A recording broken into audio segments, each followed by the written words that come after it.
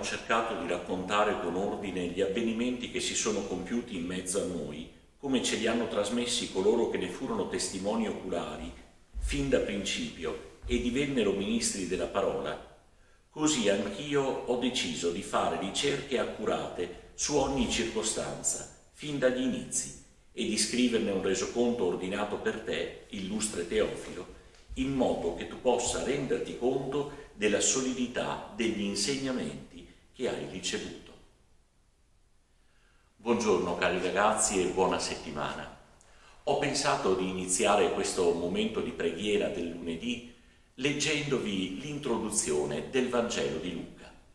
Oggi infatti la Chiesa ricorda la sua festa, la festa di questo grande evangelista che attraverso il suo Vangelo e gli Atti degli Apostoli, che vengono chiamati il quinto Vangelo o il Vangelo della Chiesa o il Vangelo dello Spirito Santo, ha voluto trasmetterci tutto quanto aveva appreso attraverso le sue ricerche accurate, notate bene questo aggettivo, affinché anche noi siamo solidi nella fede e negli insegnamenti che abbiamo ricevuto su Gesù e sulla sua presenza in mezzo a noi.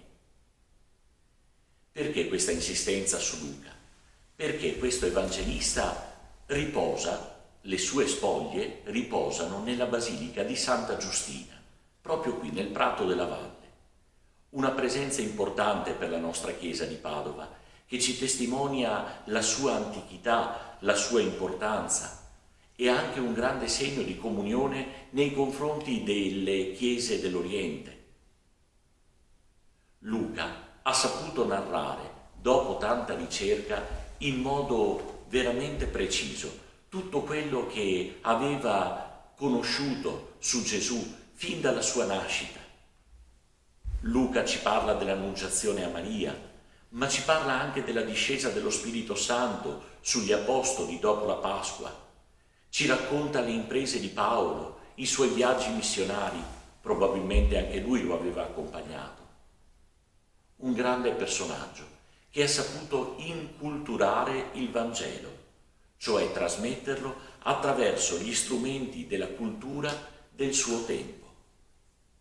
Ma i suoi scritti sono così precisi e così belli da leggere che rappresentano una perla anche per noi oggi.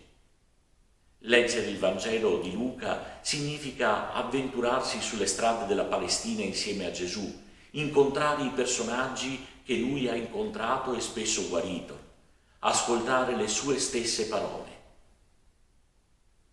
Mi piacerebbe davvero che anche noi prendessimo in mano questo Vangelo.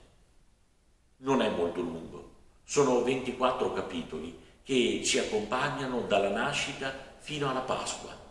Sono 24 capitoli che ci aiutano a mettere a fuoco ciò che è davvero essenziale nella nostra fede, confrontarci con la parola di Dio, riconoscerci nei vari personaggi e provare anche noi a fare esperienza di Gesù.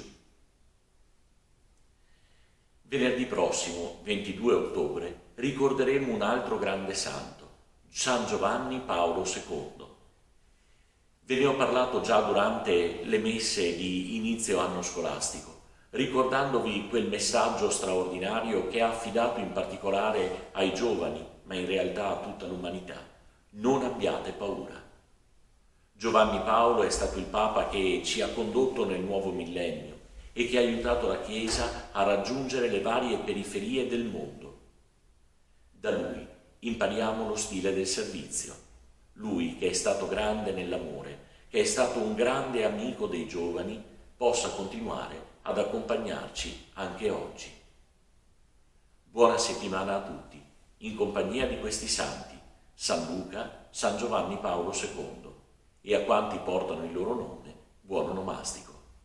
Nel nome del Padre e del Figlio e dello Spirito Santo. Amen.